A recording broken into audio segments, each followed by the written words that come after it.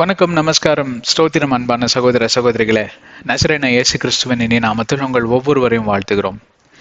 இந்த அருமையான நன்னாளை, இந்த மாபெரும் அரிய சந்தர்ப்பத்தை நமக்கு வழங்கி இருக்கக்கூடிய பரலோக தேவனுக்கும் எம்பெருமானாகிய இயேசு கிறிஸ்துவுக்கும் பரிசுத்த ஆவியானவருக்கும் திருத்துவத்திற்கு எல்லா துதிகன மகிமையும் மாட்சியும் நான் செலுத்துகிறேன். இந்த நேரத்தில் கூட உங்களுடைய சூழ்நிலை எவ்விதமா இருக்கும் என்று சொல்லி எனக்கு தெரியாது. உங்களுக்கும் தேவனுக்கும் அறிந்திருக்கக்கூடிய ஒரு உண்மையே, யதார்த்தமான உண்மை என்னவென்று சொல்லி நாம் ஆராய்ந்து பார்ப்போமானால், எந்த சூழ்நிலையும் பார்ப்பில்லைனால் நிலையான சூழ்நிலை கிடையாது. எந்த ஒரு சந்தர்ப்பமும், எந்த ஒரு ஜனத்தோட கூட இருக்கக்கூடிய உறவுகளும் நிலையானதா இருக்கிறதுக்கு வாய்ப்பே இல்லை.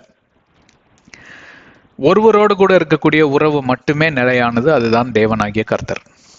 அவரோடு கூட உறவை வைத்து விட்டோமானால் எப்பொழுதும் பார்ப்பீர்களாம் நிலையா, கன்சிஸ்டண்டா இருக்கும், ஸ்டேபிளா இருக்கும், இல்லைங்களா? இப்போ ஒரு புது வண்டி வாங்குறீங்க, என்னப்பா மைலேஜ் இவ்வளோ வரும்னு சொன்னேன் அப்படின்னா, சார் புது வண்டி சார், அவ்வளோதான் மைலேஜ் கிடைக்கும், நீங்கள் ஓட்ட தான் என்ஜின் செட் ஆகும் அப்படின்னு சொல்லுவாங்க. மெக்கானிக்கல் லைனில் இருக்கிறவங்களுக்கு இது தெரியும். ஏன்னு கேட்டால், அதில் லூப்ரிகேஷன்லாம் போய் நல்ல நாசில்ஸு, அப்புறம் பிஸ்டன்ஸு, அப்புறம் என்ஜினில் நிறைய பார்ட்ஸ்லாம் இருக்குது பார்த்தீங்களா, வேலை செய்யக்கூடிய பார்ட்ஸ் எல்லாம் அதெல்லாம் புதுசாக இருக்கும். அப்போது அதில் கொஞ்சம் விறப்பு தன்மை இருக்கும், அதில் சில லூப்ரிகேஷன்லாம் போய் நல்லா அது ஓவர்ஹால் அப்படின்னு சொல்லுவாங்க, ஓவரால் அப்படின்னு சொல்லுவாங்க. அது நல்ல ஓவர்ஹால் ஆகி நீங்கள் ஒரு 5000 கிலோமீட்டர்லேருந்து 10,000 கிலோமீட்டர் ஓட்ட மைலேஜ் பார்த்தீங்கன்னா வேற மாதிரி காமிக்கும் உங்களுக்கு. அதான் பாருங்க, நிறைய பேர் பழைய வண்டி விற்க மாட்டாங்க, நல்ல என்ஜின் செட் ஆகிருக்கும், 1,00,000 2,00,000 கிலோமீட்டர் ஓட்டின பிறகுதான் அவங்க வைப்பாங்க. நான் நிறைய அந்த மாதிரி முட்டாள்தனம் பண்ணியிருக்கேன், நல்லா என்ஜின் செட் ஆகுற டைம்ல வித்துட்டேன். இந்த விஷயம்லாம் தெரியல எனக்கு. அதே மாதிரிதான் பார்ப்பீர்களானால், நாம் புதிதாக பிறந்திருப்போம் ஆவியில, நாம் புதிதான காரியங்களை கற்றுக்கொள்ளக்கூடிய ஒரு தருணங்களில இருப்போம். அப்ப பாத்தீங்கன்னா கொஞ்சம் வெறப்பா இருக்கும், உங்கள் உடம்பெல்லாம் அப்படியே ஸ்டிஃபான மாதிரி இருக்கும். சில நேரங்களில் பாரு, அலர்ஜி, காய்ச்சல் இந்த மாதிரி வரப்போ ஒரு மாதிரி ஸ்டிஃபான மாதிரி இருக்கும். உன்னால் அவ்வளோ சீக்கிரம் எந்திரிச்சு நடக்க முடியாது, மெல்லமாக தான் நீங்கள் எழும்புவீங்க, ரெஸ்ட் எடுக்கலாம் போல இருக்கும், தூங்கலாம் போல இருக்கும், யாரோ தள்ளி விட்டுற மாதிரி இருக்கும், இல்லைங்களா? அதே மாதிரி தான் இந்த ஆவிக்குரிய ஜீவியத்தில் நீங்கள் இந்த வேத வசனத்துக்குள் நீங்கள் ஆழ்ந்து நீங்கள் அது கவனமாக நீங்கள் அதை புரிந்து கொண்டு அதில் நீங்கள் ஆழமாக நீங்கள் செல்லுகிற ஒரு தருணவாயில நீங்கள் பார்ப்பீர்களானால் இந்த மாதிரி ஒரு ஸ்டிஃப்னஸ், ஒரு வெறப்பா இருக்கக்கூடிய ஒரு இது இருக்கும். என்னடா வாழ்க்கை இது அப்படின்னு ஒரு சலிப்பு வரும், ஒரு வெறுமை வரும், ஒரு தனிமை வரும், ஒரு கோபம் கூட வரும். நான் உலகத்தானா இருந்தப்ப எனக்கு ஒண்ணுமே இல்லை, நல்லா இருந்தேன். இந்த மாதிரி காரியங்கள்லாம் உங்களை இன்னும் வெறப்பாக்கும்.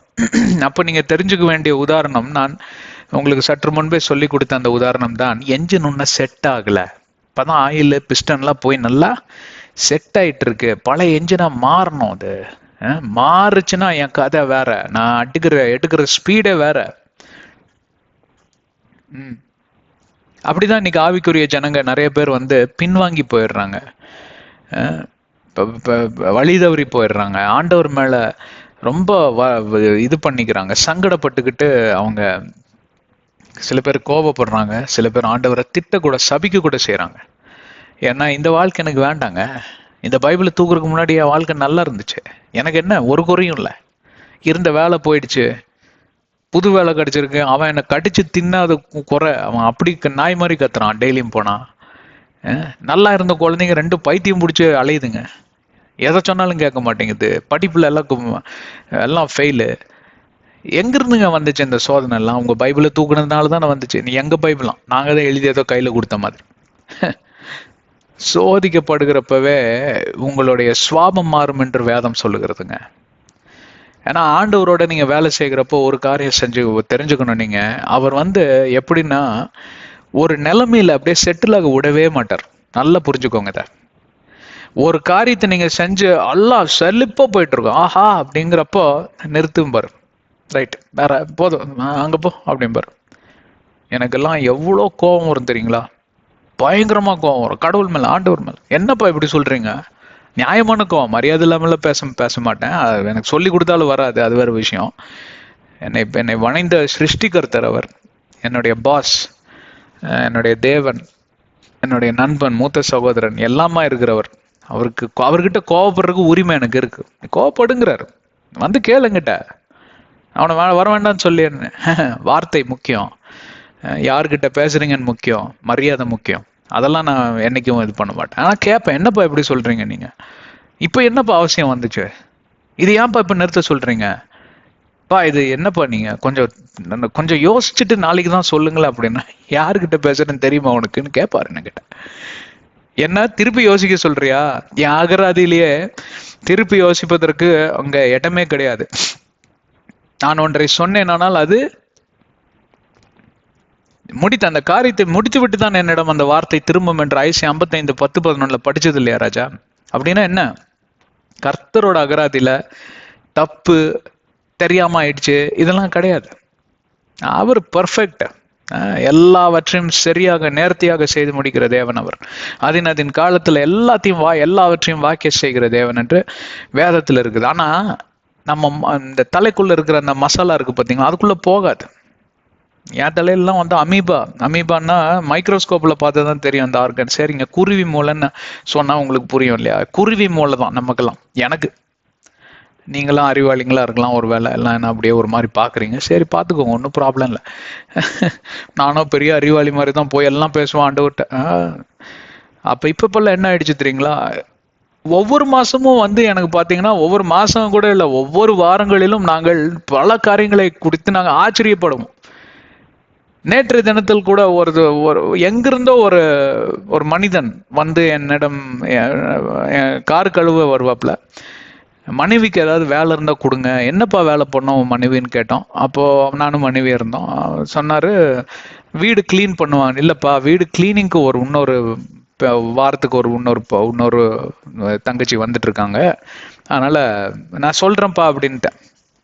அப்போ இந்த வாரம் ஞாயிற்றுக்கிழமை அந்த பெண்ணானவங்க வர வேண்டியது. அவங்கள கூப்பிட்டு கேட்டா, அண்ணா நாங்கள் வரமாட்டோங்கண்ணா. நீ ஏம்மா என்னம்மா ஆச்சுன்னு கேட்டா, நான் ப்ரெக்னெண்ட்டாக இருக்கிறேங்கண்ணா, நீ வர முடியாதுனால. சரிம்மான்னு சொன்னேன். அப்போ டக்குன்னு நான் யோசிச்சேன். முந்தா நாள் தான் அந்த பையன் கேட்குறேன். அப்போ கடவுள் பாருங்க, எனக்கு என்ன தேவை என்று அறிந்திருந்து என் தேவையை நான் அவரிடம் அறிவிக்கும் முன்பே என்னை பார்த்துக் கொள்ளுகிற தேவன் இந்த உலகத்தில் நான் வாழ்வதற்கு. இது ஒரு உதாரணம், இது ஒரு சில்லியான உதாரணம். ரொம்ப இதான். இதை விட பெரிய பெரிய காரியம்லாம் நான் சொல்லுவேன். ஐயோ, அற்புத புயங்கள், அவருடைய அற்புத புயங்கள்லாம் வந்து சொன்னோன்னா நம்மளால தாங்க முடியாது. எண்ணற்ற இதுல வந்து செஞ்சிருப்பார் அவர். நியூமரஸ் திங்ஸ், இன்யூமரபிள் திங்ஸ் என்று சொல்வார்கள் ஆங்கிலத்துல. எண்ணற்றவைகள், எண்ணியே பார்க்க முடியாதான்.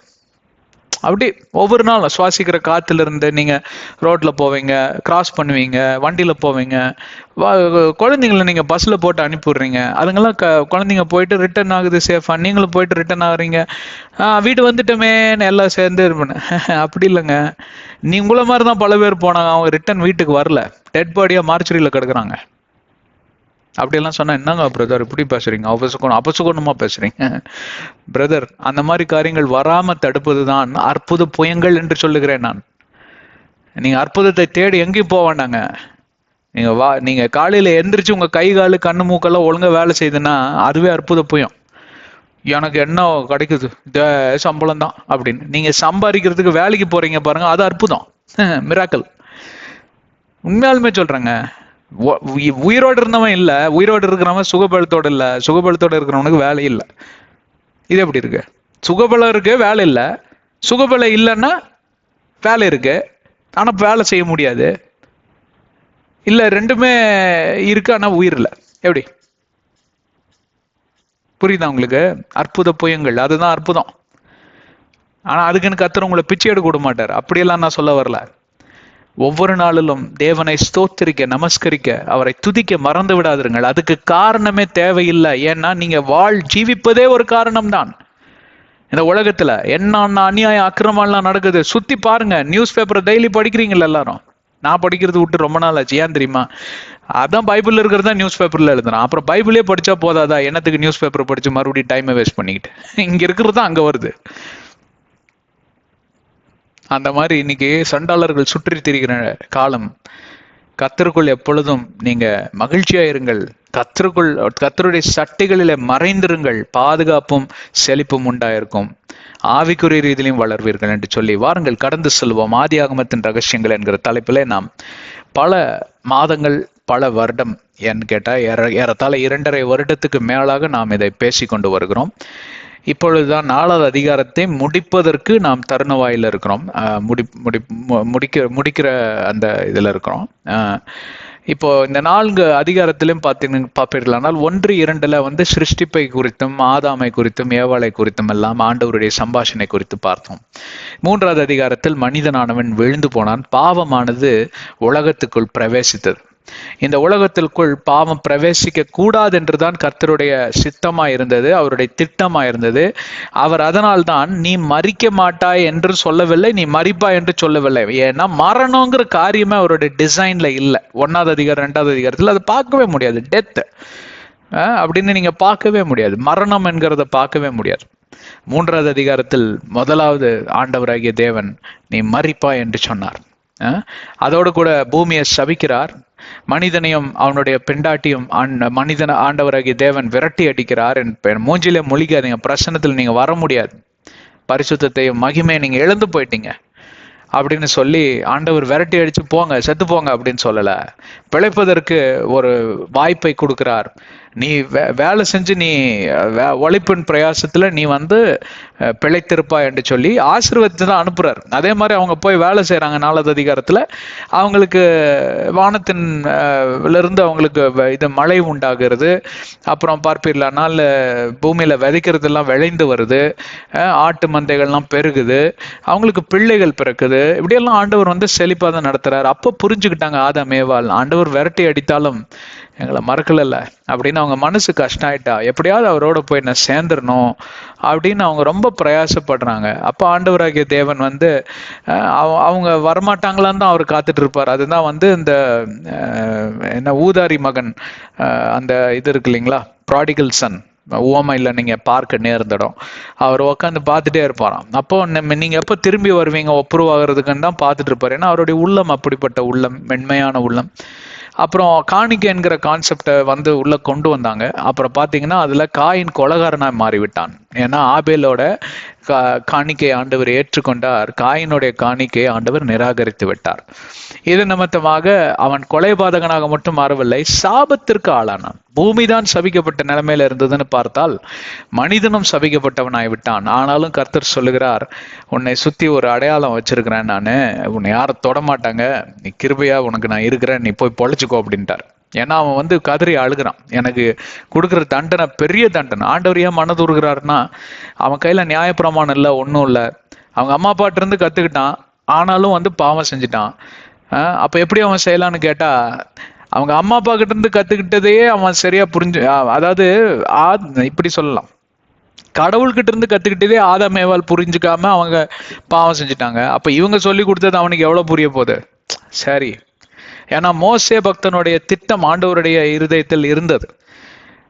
மெஸ்ஸியாவாகி இயேசு கிறிஸ்து இந்த உலகத்தை மாற்றியே போட வருவாருன்னு சொல்லி அதுவும் இருந்தது. அதனால இது ஒரு பெரிய காரியமா, பாவம் தான், அவர் சுத்தக்கண்ணர், அதுக்கு தண்டனையை அனுபவிக்கணும்னு சொல்லிட்டு ஆண்டவராகிய தேவன் சொன்னதுதான். இன்னைக்கு அவர் நரகத்தில் இருப்பாரா பரலோகத்தில் இருப்பாரா கேட்டா எனக்கு தெரியாது. ஏன்னா காயின் அதற்கு பின்பே பாவம் செய்ததாக சரித்திர நூலில் இல்லை. அதனால யாருக்கும் தெரியாது. அப்படின்னா அவர் ரொம்ப பரிசுத்தவான் ஆயிருந்தா ஏனோக்கை போல அவர் பெயர் இடம் பெற்றிருக்க வேண்டும். எங்கன்னா எபிரேயர் 11 அப்படியெல்லாம் இடப்பட்டிருக்க வேணாம், இடம் பெறவில்லை, பரிசுத்தாவியானவர் வெளிப்படுத்தல. அப்ப இவர் பரிசுத்தவானா இவர் அயோக்கியனான்னு கேட்டீங்கன்னா தெரியாது, அதை நீங்க அங்கதான் போய் கண்டுபிடிக்கணும். அதனால அந்த கான்செப்டை விட்டுறலாம். அதுக்கப்புறம் பாவம் அவர் செய்யல, ஆதாம் ஏவாளும் பாவம் செய்யல. அப்போ அவங்க கூட பரலோகத்தில் இருப்பாங்கன்னு கேட்டா தெரியாதுங்கிற பதில் தான் நிறைய இருக்கு பைபிள்ல. ஏன்னா தெரிந்ததெல்லாம் வெளிப்படுத்தப்பட்டிருக்கிறது, தெரியாதுன்றதெல்லாம் வெளிப்படுத்தப்படவில்லை. அதனால நீங்களா உங்க யோகத்துக்குள்ள உள்ள போகக்கூடாது, அது தவறு. பைபிளோட ஃப்ரேம் ஒர்க்குள்ளதான் இருக்கணும். அந்த என்ன ஃப்ரேம் இருக்கோ அதுக்குள்ளதான் நீங்க உங்க சித்திரத்தை பதிக்க முடியும் இல்லைங்களா, அந்த மாதிரி போட்டோ ஃப்ரேம். சரி, இப்போ காயினோட சந்ததி பெருகுகிறது. அங்க குழந்தைகள் பிறக்கிறார்கள். மெஹுலா, மெஷலா, அப்புறம் இவர் ஈனோக்கு. ஈனோக்கு வந்து பெரிய ஒரு பக்திமானா வாழ்றாரு. அவர் குறித்தெல்லாம் இனிமேல் தான் வரும். லாமேக்குன்னு ஒருத்தர் பிறக்கிறார். அவருக்கு 2 பெண்டாட்டிகள். 2 பெண்டாட்டிகளையும் ஒரு நாள் அழைத்து லாமேக்கு சொல்லுகிற திடுதிடுமான தகவல் என்னவென்றால், என் இருதயத்தை வந்து புரட்டி போட்டது. அவர் சொல்றாரு, நான் ஒருத்தன் வந்து என்ன வம்புக்கு இழுத்தான், அவனை கொன்னுட்டேன். இன்னொருத்த வந்து என்ன காயப்படுத்திட்டான்னா என்ன விதமான காயம், ரத்த காயமானு கூட தெரியாது. வாய் சொல்லல கூட அவன் காயப்படுத்தி இருக்க நேர்ந்துடும், அவனையும் கொண்டு போட்டாங்கிறார். சர்வசாதாரணமா 2 பேரை போட்டு தள்ளிட்டு கொலை பண்ணிட்டு வந்துட்டு அவர் சொல்ற காரியம் அதுதான் நம்ம சென்ற அத்தியாயத்துல நாம் பார்த்தோம். இது ரத்தன சுருக்கமாக நான் சொல்லி கொண்டு வந்தேன். ஏன்னா இதுதான் முறையா கேட்கறவங்களா இருக்கலாம். இது எத்தனையோ நூற்றுக்கணக்கான 100க்கு மேலான அத்தியாயங்களுக்கு போயாச்சு. இங்க இருந்து நான் கேட்டுக்கிறேன் அப்படின்னீங்கன்னா உங்களுக்கு ஒன்னும் புரியாது. முதல்ல இருந்து வாங்க. இது கேட்கறதுக்கு கூட நேரம் இல்லைன்னா எப்படி? பைபிள் தான் படிக்க நேரம் இல்லை. அட்லீஸ்ட் இதை காதுலயாவது போட்டு நீங்க சமையல் செய்யறப்ப கேளுங்க, ஸ்பீக்கர்ல போட்டு கேளுங்க. என்னத்த சொல்றோம்? இங்க நல்லதுதான் சொல்லித்தரோம். வேதத்தை, பைபிள் ஸ்டடி, இது அறிந்திராத காரியங்கள் எல்லாம் இங்க சொல்லித்தரப்படுகிறது. அப்போ இங்க லாமேக்கு சொல்றாரு, காயினை தொடுகிறவனுக்கு 7 சந்ததி வரைக்கும் ஆண்டவர் விசாரிப்பாராமா. அவன் 7 curses will cling on to him. 7 முறை அவர் வாதிப்பாருன்னு. என்ன தொடுறவன் 70 முறை, 770 fold, 7 multiplied by 70, 490 முறை ஆண்டவர் வந்து அவ்வளோ தலைமுறைக்கு விசாரிப்பாரு. ஏன் நான் காயினன் சந்ததியில வந்தவன் சொல்லிட்டு முட்டாள்தனமாய் மதியினம் கெட்டு பேசுகிற ஒரு காரியத்தை நாம் பார்க்கிறோம். இந்த அர்த்தத்திலே ஆண்டவர் வந்து அங்க மார்க் போட்டார், டே அவனுக்கு கிருபை கொடுத்து அவனை நான் வந்து மன்னிச்சிட்டேன், அவனை தொடாதபடி. ஏன்னா அவன் முதல் கொலையாளி. அவனை பார்த்து வேற எவனாவது கொலை பண்ணினீங்க, நீங்கெல்லாம் அவ்வளவுதான், கொலைன்னு ஆயிருவீங்க அப்படின்னு ஆண்டவர் வந்து சொல்லலாங்க. ஏன்னா சில காரியங்களை வந்து சொல்ல மாட்டார். நீ எப்படியா புரிஞ்சுக்கிறான்னு பாப்பார். உன்னோட அறிவு ஜீவியத்தை நீ எப்படி வந்து அதை பிரயோஜனப்பட. 6வது அறிவு நமக்கு மட்டும்தான் இருக்கு. அதனால மூளையில இருக்கக்கூடிய அந்த அறிவு மண்டலம்னு ஒண்ணு இருக்கு. அதை வந்து நீ எப்படி யூஸ் பண்ற, பிரயோஜனப்படுத்துறங்கிறது ஆண்டவர் பார்க்க தான் செய்கிறார். அப்ப இவன் எப்படி பிரயோஜனப்படுத்துறான்? இன்னைக்கு அப்படித்தான் நிறைய பேர் பாதிரியாருங்களும் சரி, இன்னைக்கு பாஸ்டர்மார்களும் சரி, இப்படிதான் அர்த்தத்தை அனர்த்தமாக்கி, அதாவது வெந்து வேகாத பிரசங்கங்கள் தான் இன்னைக்கு நிறைய இருக்கு. இந்த அர்த்தத்திலேயே சொன்னாரு. இதை கூட சில பேர் கோட் பண்ணி சொல்லுவாங்க, பாருங்க கொலை செய்யறது தப்பே இல்லைன்னு சொல்லலாம்னு சொல்லுவாங்க. இன்னைக்கு இந்த மாதிரி வசனத்தை காமிச்சு அவன் வந்து துணிச்சலா சொல்றான் லாமேக்கு, நான் 2 பேர்த்த போட்டு தள்ளிட்டேன், ஆனாலும் எனக்கு ஒன்றும் ஆகாது. ஏன்? எங்க அப்பாருன்னா great great great grandfather காயினுக்கு ஒன்றும் ஆகலையே, கர்த்தர் கொடுத்த வாக்கு, அந்த வாக்கு எனக்கு வரும். அவர் ரத்தம், நான் யாரை வேணாலும் போட்டு தள்ளுவேங்கிறான். இவனை பார்த்து கேட்கறவன் என்ன பண்ணுவான்? சும்மா பூ பறிச்சுட்டா இருப்பான். நீ என்ன அடிச்சீன்னா எங்க என்ன சும்மாவா இருக்கும்? வா நானும் அடிக்கிறேன். இப்ப தெரியுதா கொலை ஏன் வந்து பெருகுச்சுன்னு? என்ன சொல்லுவாங்க? கூட்டல் பெருக்கல் இல்லைங்களா? 1+1 வந்து 4 கூட்டுனா 8, 4 பெருக்குனா 16, டபுள் ஆயிருது. இன்னைக்கு பாவமானது பெருகுதா இல்ல கூடி இருக்கா? பெருகி இருக்குங்க. அதுக்கு காரணம் என்ன? நீ மட்டும்தான் அடிப்பியா? நான் அடிப்பேன். உனக்கு நீ மட்டும்தான் காயினோட சந்ததி. அப்ப நாங்களாம் எங்க கீழே பூமியில இருந்தா தக்காளி இது மாதிரி நாங்க என்ன முளைச்சோமா செடியில? நாங்களும் தான்டா. எங்க இதுலயும் அந்த ரத்தம் தான் ஓடுது. நீ அடிச்சின்னா நான் அடிப்பேன். இப்ப என்ன ஆகுது? இது என்ன சொல்றது? வெஞ்சன்ஸ், வன்முறை, வஞ்சகம் பெருகுது. அப்போ அது கேங் வாரா மாறுது. இவன் அடிச்சா அவனுக்கு சப்போர்ட் 2 ஆளை கூட்டு வரும், இவன் அடிச்சா இவனுக்கு சப்போர்ட் 2 பேர். இப்ப 2 பேர் அடிச்சது எவ்வளவு ஆயிடுச்சு? 4க்கு 4 மோதிக்குது. அப்ப அவன் போய் இன்னொரு கூட்டம். அப்ப இது ஏன் ஆள், நான் பேசுற பாஷையை இதாகும். இப்படிதான் இன்னைக்கு ஜாதி சண்டை, மொழி சண்டை, மத சண்டை, இதெல்லாம் எப்படி ஆகுது? எல்லாம் இங்க இருந்த லாமேக்கு நாவி. இப்போ இந்த மாதிரி ஒரு காலகட்டத்துல உலகம் இயங்கி கொண்டிருக்கிறது. வன்முறையிலையும் இந்த மாதிரி அயோக்கியத்தனத்திலையும், இந்த மாதிரி ஆண்டவருடைய நாமத்தை துஷ்பிரயோகப்படுத்துவதிலையும், அர்த்தத்தை அனர்த்தமாக்கி பார்ப்பதிலையும், தடி எடுத்தவன்லாம் சண்டைக்காரன் என்கிற அந்த ஒரு கான்செப்ட்ல தான் பார்ப்பீர்களானால் உலகம் இயங்கி கொண்டிருந்த இந்த காலகட்டத்தில் தான் 25வது வசனத்துக்குள் நாம் கடந்து செல்லுகிறோம். 25யும் 26யும் இன்றைக்கு பார்த்து 4வது அதிகாரத்தை முடித்து விடலாம். அதுக்கு தலைப்பு என்னன்னு பாத்தீங்கன்னா, நியூ சன், புதிதாக ஒரு மகன் பிறக்கிறான். புதிதாக ஒரு மகன் பிறக்கிறான். ஏன் அதை ஒரு தனி பேராகிராஃபா ஆவியானவர் எழுதி வைத்திருக்கிறார் என்பதுக்கு அர்த்தம் பின்ன பின்ன புரியும் உங்களுக்கு. புதிதாக இது அப்ப ஆதாம் ஏவாள் பல தலைமுறைக்கு அவங்களுக்கு குழந்தைய பிறக்கல. அவங்க உடலுறவு வைத்துக் கொண்டார்களா இல்லையா என்பதற்கெல்லாம் பார்ப்பீர்களானால் சரித்திர வல்லுநர்கள் சொல்லுகிற காரியம் என்னன்னு கேட்டா, உடல் உறவு வைக்கிற அளவுக்கு அவங்க மனசுல அந்த சந்தோஷம், சமாதானம், அந்த நிம்மதி இல்லை அவங்களுக்கு. ஏன்னா தான் கண் முன்பே சந்ததிகள் எல்லாம் அடித்து கொண்டு சாவதையும் பாவத்தில் மாண்டு போவதையும், இதுக்கெல்லாம் காரணம் நம்ம தானே, நம்ம செஞ்ச முட்டாள்தனம் தானே சொல்லி சொல்லி சொல்லி சொல்லி அவங்க மறுபடியும் மன உளைச்சலுக்குள் போனதாக தான் நிறைய வல்லுநர்கள் பிலீவ் பண்றாங்க. ஆனா அதற்கு எந்த ப்ரூஃபும் கிடையாது. ஆதாமும் ஏவாளும் ஒருவேளை பரலோகத்தில் இருந்தால் நாம் போய் அவங்களிடம் நல்லா சம்பாஷிக்கலாம், கேட்கலாம் என்னப்பா அப்படின்னு. ஆண்டவர் மன்னிச்சிருப்பாரா மாட்டாரா? சோதம் கோமரா ஜனக மனம் திரும்பினாலே நான் மன்னிப்பேன்னு சொன்ன ஆண்டவர், நினைவே மக்கள் மனம் திரும்பினா நான் மன்னிப்பேன்னு சொன்ன ஆண்டவர், டயர் அண்ட் சிதோனியர்கள் மனம் திரும்பினால் மன்னிப்பேன்னு சொன்ன ஆண்டவர், ஆதாம் ஏவாள் மனம் திரும்பினா நான் மன்னிக்க மாட்டேன்னு சொல்லிடுவாரா? இல்ல. அதனாலதான் சரித்திர நூல்ல அவங்க பாவம் செய்ததாக ப்ரூஃபே இல்லை. யாருக்கு தெரியும்? ஆதாம் ஏவாள் காயின் 3 பேருமே இருக்கலாம். அவங்கதான் ஆரம்பிச்சு வச்சாங்க. ஆனா அவங்க மனம் திரும்பிட்டாங்க. அவங்க மனம் திரும்பினதை பாத்தியா மத்த பையன் மனம் திரும்பல. இந்த உலகம் எப்படின்னு கேட்டா, கெட்டது செய்ததை மட்டும்தான் பேசிட்டே இருப்பாங்க. அவன் நல்லவனா மாறினா, ஐயா நல்லவனா மாறிட்டானே, அவன் செஞ்ச கெட்டதை நம்ம ஏன் செய்யணும்னு யோசிக்க மாட்டான். அந்த மாதிரி உலகம். அதை ஏன்னு கேட்டா, அது கண்களை கட்டி வைத்திருக்கிறான், கட்டி வைத்திருக்கிறான் பிசாஸ், ஸ்பிரிச்சுவலி பிளைண்டட். ஒரு புதிதாக ஒரு மகன் பிறக்கிறான். இப்போ 25வது வசனம் நான் நினைக்கிறேன் பார்த்து அப்புறம் இவங்க எனக்கு நீ உனக்கு நான் அப்படின்னு சொல்லி அவங்க 2 பேரும் மறுபடியும் நேசிக்க தொடங்குறாங்க ஒருத்தரை. பிகாஸ் அவங்களுக்கு யாருமே கிடையாது. ஏன்னா அவன் ஃபேமிலி, நீ கொஞ்சம் யோசிச்சு பாருங்க, ஆதாம் ஏவாளோட நிலைமை. இன்னும் உயிரோட தான் இருக்காங்க. அவங்க கிரேட்டஸ்ட் கிராண்ட் ஃபாதர் அவர் தான் இன்னும் உயிரோடு இருக்கிறாங்க. இந்த சின்ன பசங்க எல்லாம் அப்படியே சந்ததி பெருகுது. ஆயிரக்கணக்கான ஜனங்க, ஏன் லட்சக்கணக்கான ஜனங்க கூட ஆயிருக்கலாம். அப்ப அத்தனை ஜனங்களுக்கும் மூத்தவங்க யாரு? இவங்க 2 பேர் தான் இன்னும் உயிரோடு இருக்காங்க. ஆனா இவங்களுக்குன்னு சொல்லிக்கிறதுக்கு யாருமே கிடையாது.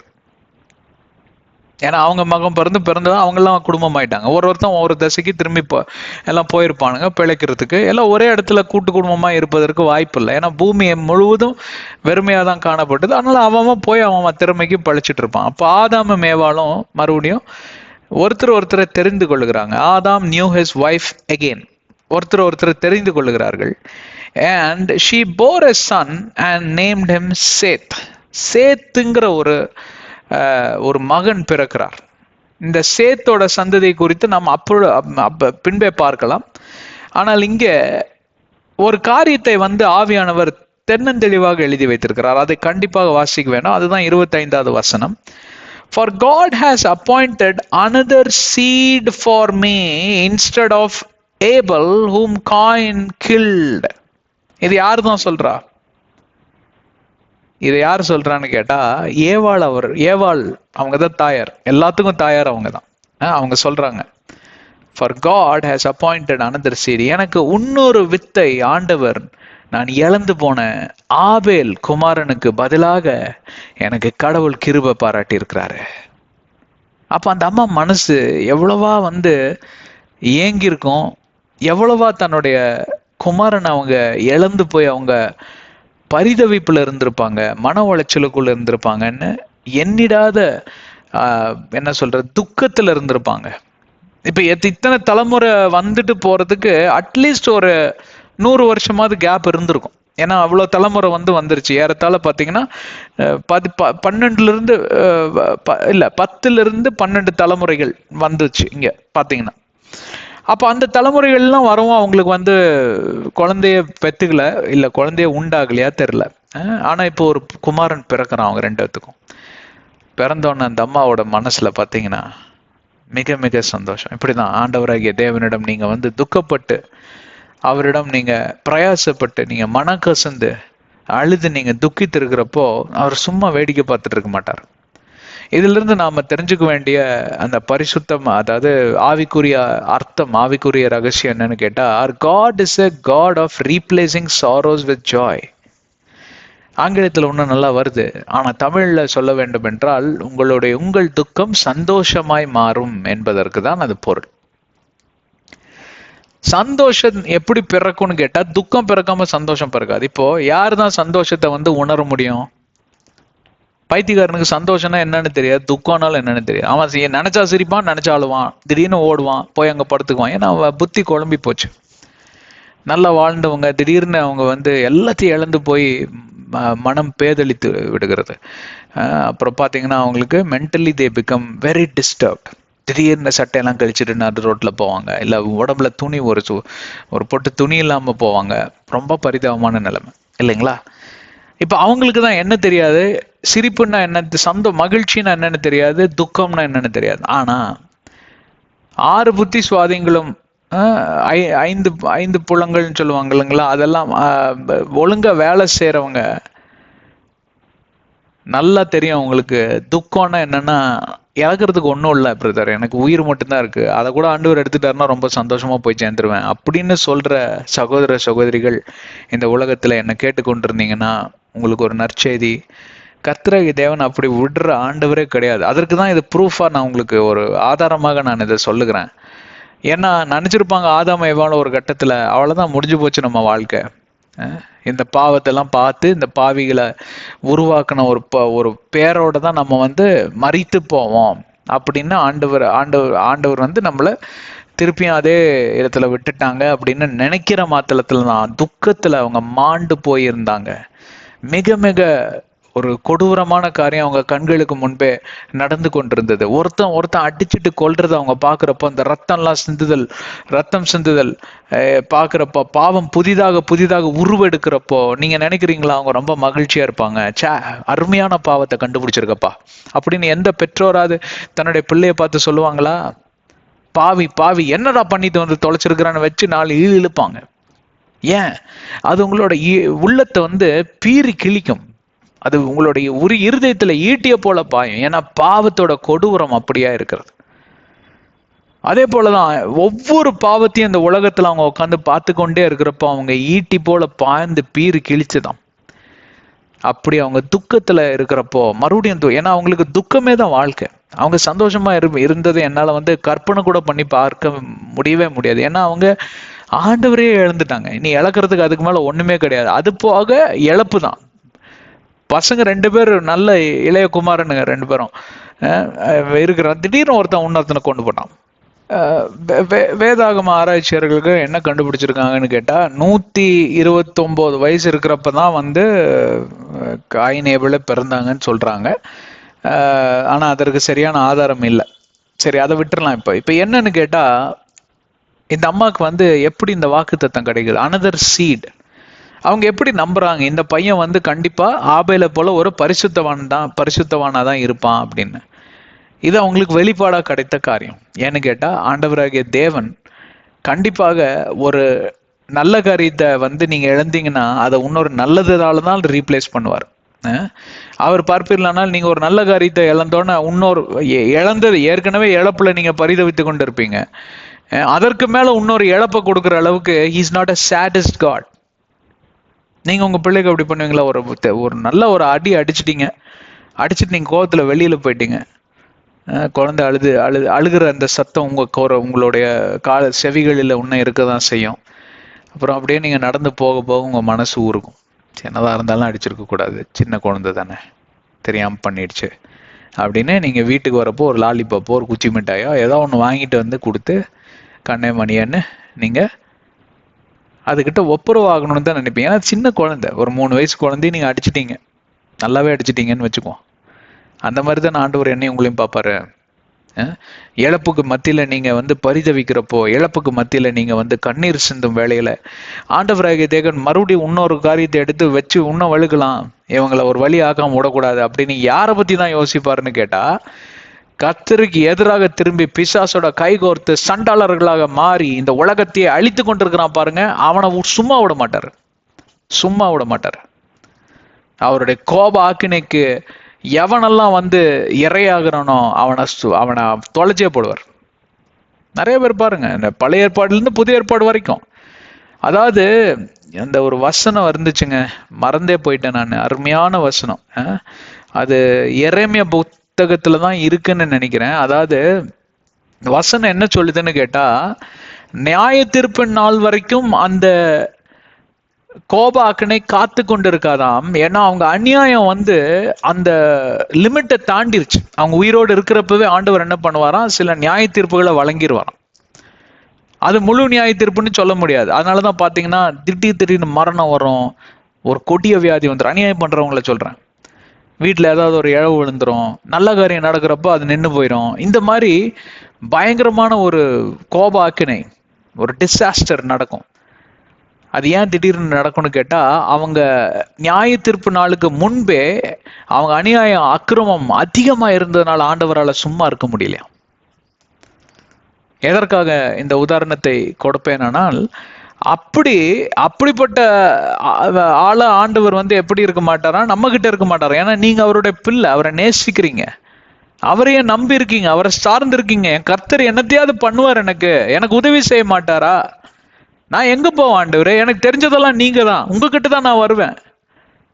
ஏன்னா நீங்க அடிச்சிட்டீங்க, நான் உங்க மேல கோபம் கொள்ளல, நான் பரிதவிக்கிறேன். பரிதவிப்பது என்றால் என்ன தெரியுமா? ஹெல்ப்லெஸ்னஸ். எனக்கு உதவி செய்யறதுக்கு யாரும் இல்லையாப்பா.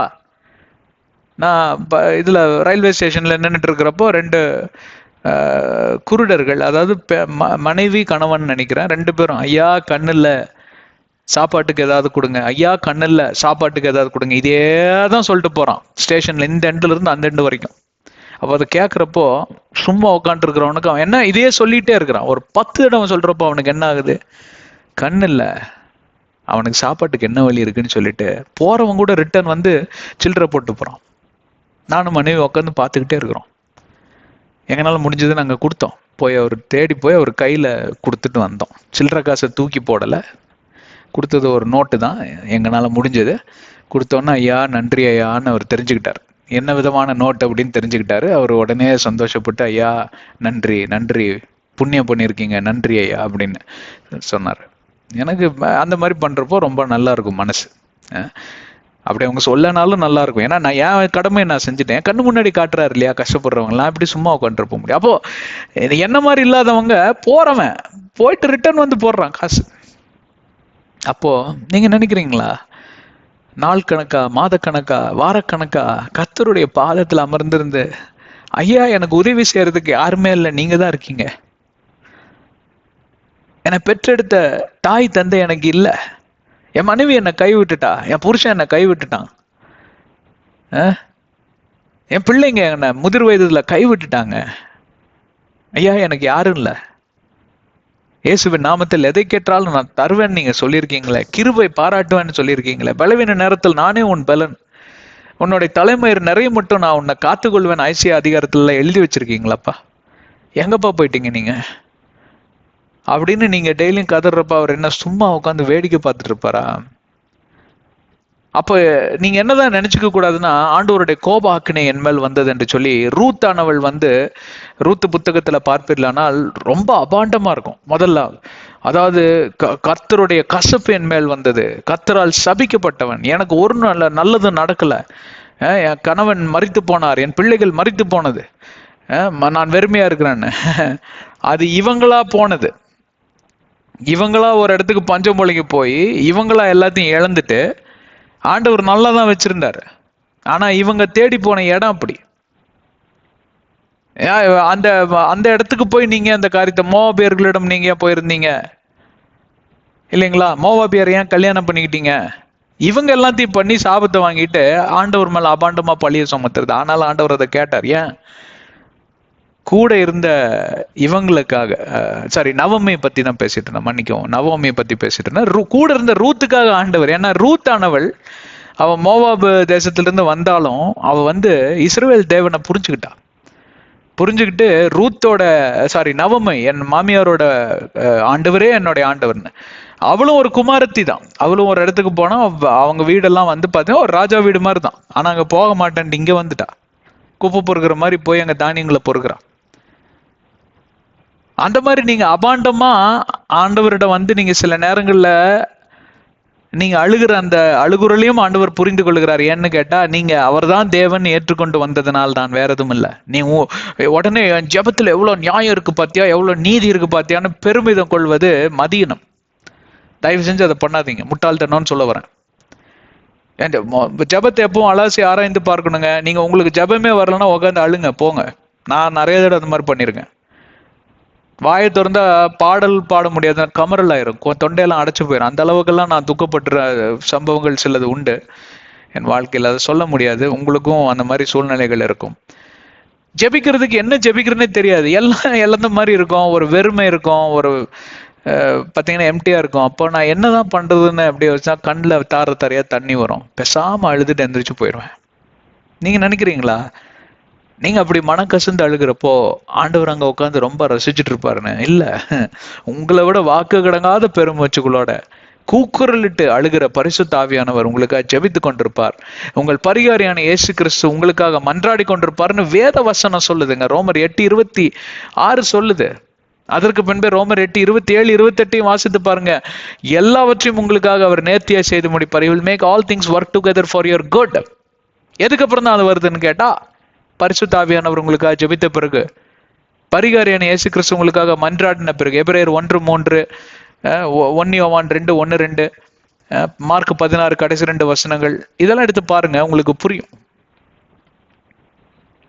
ஆனால் என்னை கேட்டுக்கொண்டிருக்கிற அருமையான சகோதர சகோதரிகளை, எப்படி இந்த ஏவாளோட துக்கத்தை ஆண்டவராகிய கர்த்தர் அக்களிப்பாய், சந்தோஷமாய், ஆனந்தமாய் ஒரு காரியத்தை மாற்றி போட்டாரோ, அவள் சொல்லுகிறாள், ஒரு வெளிப்பாடாய் சொல்லுகிறாள், இந்த வித்து ஆபேலுக்கு பதிலாக கொடுக்கப்பட்ட வித்து இது பரிசுத்த சந்ததியாய் மாறும். அது பரிசுத்த சந்ததியா மாறுச்சு.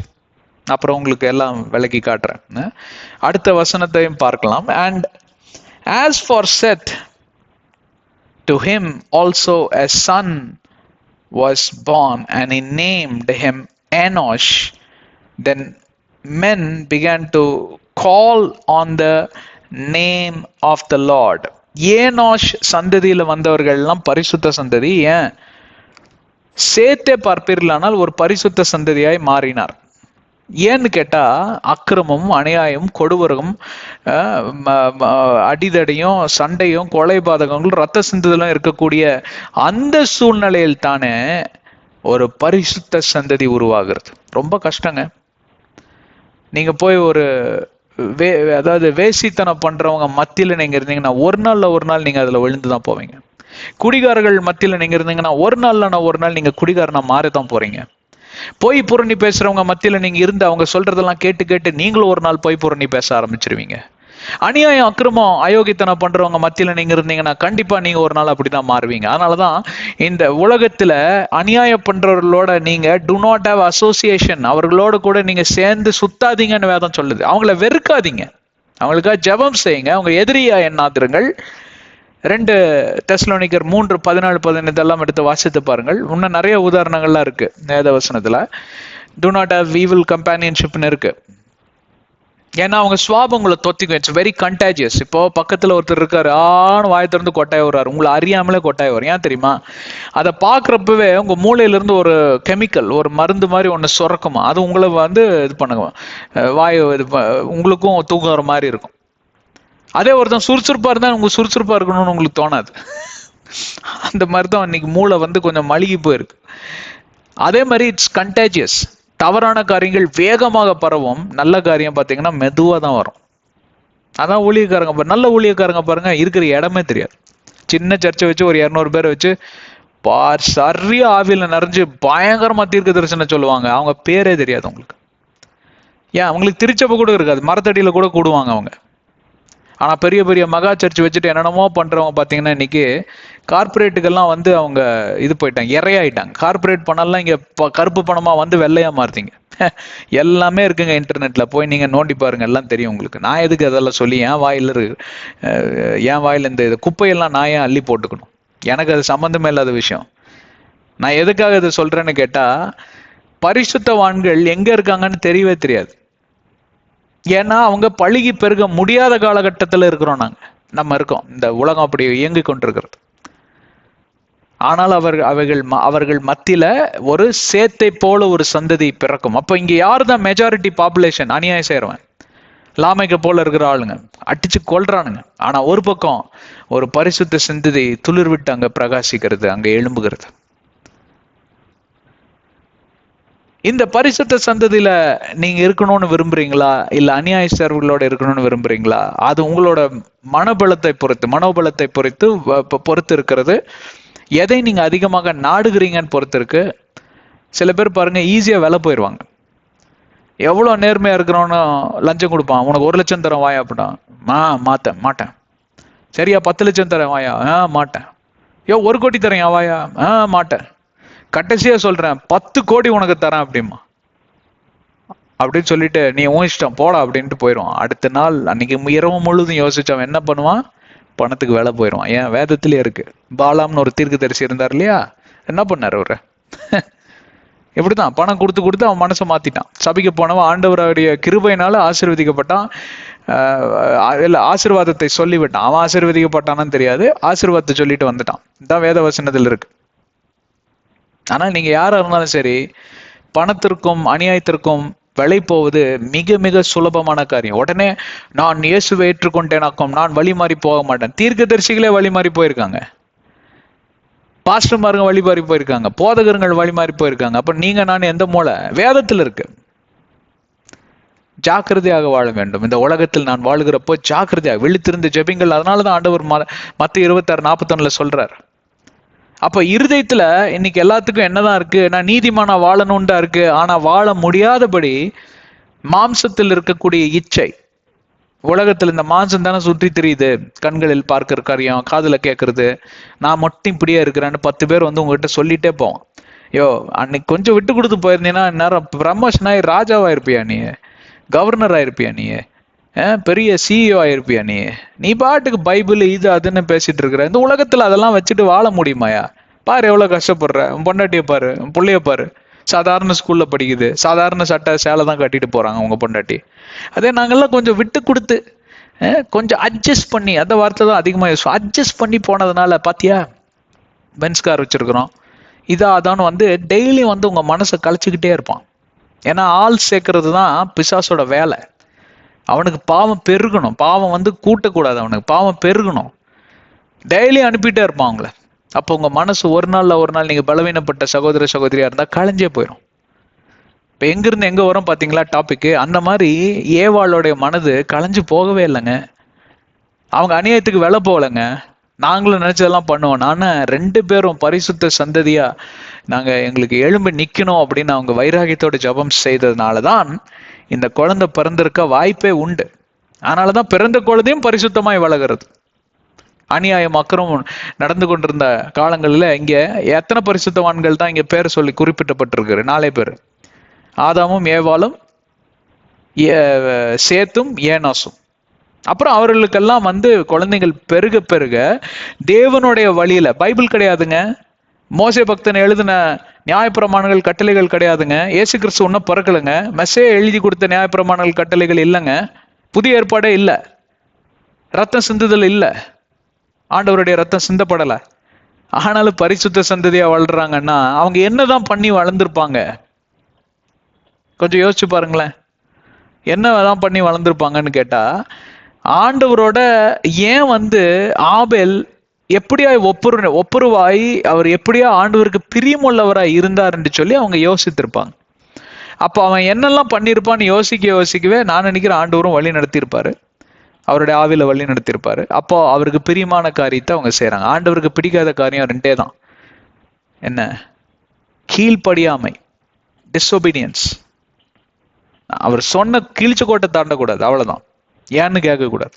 ஏன்னா அவர் நல்லதுதான் செய்வார். உனக்கு ஒன்றும் புரியாது, நீ ஒன்றும் கேட்காத. சில பேர் அறிவாளி மாதிரி கேள்வி கேட்பான், கடைசியில் அவனுக்கு ஒண்ணுமே தெரியாது. சும்மா வாயை திறந்து கேள்வி கேட்பான், ஐ ஹேவ் a question அப்படிமா. பெரிய அறிவாளின்னு நினைச்சிட்டு இருப்பான், பார்த்தா அவனுக்கு ஒண்ணுமே தெரியாது.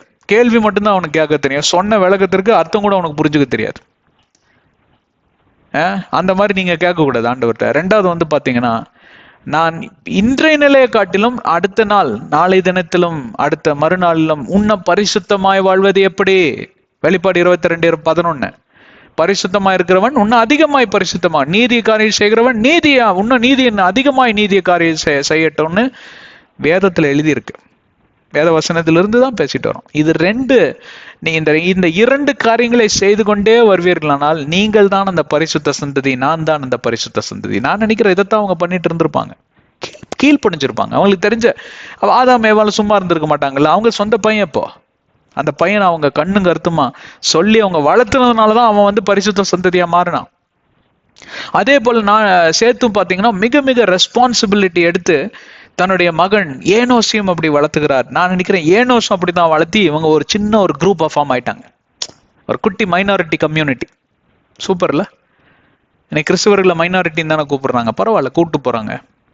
பரலோகத்துக்கு போறதும் நம்மளா தான் இருப்போம். மைனாரிட்டி ஏன் இடுக்கமான பாதை, கொஞ்சம் பேர் தான் போக முடியும். மைனாரிட்டி சரியான வார்த்தை தான். அப்படியே வச்சுக்கிட்டோம். சரி, இதோட நான் இந்த அத்தியாயத்தை முடிக்கிறேன். அதோடு கூட நாம் 4வது அதிகாரத்தையும் முடிக்கிறோம். உங்களுக்கு இது மிக பிரயோஜனமா இருந்திருக்கும்னு நம்புறேன். நீங்க தயவு செஞ்சு இதை கொஞ்சம் யோசித்து பாருங்க. நீங்க லாமைக்கு போல நீங்க வழிதவறி போய்விட்டீர்களா, இல்ல சேத்தை போல ஒரு புது ஒரு பரிசுத்த சந்ததியா உருவெடுத்திருக்கிறீங்களான்னு சற்று யோசித்து பார்ப்பதோடு கூட ஒவ்வொரு நாளிலும் ஆண்டவரோடு நான் கிட்டி சேர்வது எப்படி, என் கர்த்தருக்கு பிரியமான காரியத்தை நான் செய்கிறேனா இல்லையான்னு இந்த கேள்விகளுக்கெல்லாம் பதிலை தெரிந்து கொண்டே வந்தோம்னா அதுவே போதுங்க, நீங்க பரிசுத்தவான்களா மாறி விடுவீங்க. கர்த்தர் உங்களை ஆசீர்வதிக்கட்டும். எங்களோட தொடர்ந்து இணைந்திருங்க. எங்களுடைய சேனல்ல சப்ஸ்கிரைப் செய்யுங்க. எல்லா வீடியோஸையும் பாருங்க. தெரிஞ்சவங்களுக்கெல்லாம் சேனல் டீட்டெயில் ஷேர் பண்ணுங்க, தெரியாதவங்களுக்கும் ஷேர் பண்ணுங்க. வழி நடத்துங்க எல்லாத்தையும் ஆண்டவருக்குள்ள. இந்த சேனல்ல நாங்கள் நல்ல கருத்து தான் சொல்லித்தரோம். அதே போல உங்களுக்கு ஜெப தேவைகள் இருக்குமானால் நீங்க கர்த்தரிடம் சென்று எல்லா தேவைகளையும் அவரிடம் தெரிவுபடுத்துங்கள். அவர் உங்களுக்கு தேவைகளை சந்திப்பார். உலகத்தின் ரட்சிப்புக்காகவும் உலகத்தில் இருக்கக்கூடிய அனைவருக்காகவும் ஜெபித்துக் கொள்ளுங்க. ரட்சிப்புக்காக குறிப்பா பரிசுத்தவான்களுக்காக ஜெபித்துக் கொள்ளுங்க. ஊழியம் செய்யறவங்களுக்காக ஜெபித்துக் கொள்ளுங்க. ஊழியக்காரங்களுக்காக. எபேசியர் 6:18, கொலோசியர் 4:3 இதை தான் சொல்லுகிறது. கண்களை மூடி சிரத்தை தாழ்த்தி ஒரு ஜெபம் செய்துவிட்டு முடித்து விடுவோம். அன்பின் ஆண்டவரே, உம்மை ஸ்தோத்திரிக்கிறோம் கர்த்தாவே. எங்களை நீர் அன்பாக வழிநடத்துகிற தேவன். எங்கள் துக்கங்களையும் சஞ்சலங்களையும் அறிந்து அந்த துக்கத்துக்கு ஏற்றவாறு எங்களுடைய மனதை அகமகிழ செய்கிற தேவன், நல்லதையே செய்கிற தேவன். உம்முடைய திட்டம் எங்களுக்காக இருக்கக்கூடிய ஒவ்வொரு திட்டம் எங்களுடைய நன்மைக்கு ஏதுவாகவே நீர் செய்கிற தேவன் என்று எரேமியா 21:11 எழுத வசனத்தை நினைவு கூறுகிறோம். தேவனே, எங்களை வழிநடத்தும், பொறுப்படுத்திக் கொள்ளும், காத்துக்கொள்ளும். இயேசு கிறிஸ்துவின் இணைய நாமத்தில் ஜெபிக்கிறோம் ஜீவனுள்ள நல்ல பிதாவே, ஆமென். ஆண்டவர் உங்களை ஆசீர்வதிக்கட்டும். அடுத்த அத்தியாயத்தில் நாம் சந்திப்போம். 5வது அதிகாரத்துக்குள் நாம் கடந்து செல்லுவோம். நான் கொஞ்சம் வேகமா போக ஆரம்பிச்சிட்டேன்னு நினைக்கிறேன். இந்த மாதிரி போய் நம்ம 50 அத்தியாயத்தையும் முடிக்க போறோம். எத்தனை வருஷம் ஆனாலும் சரி. பை.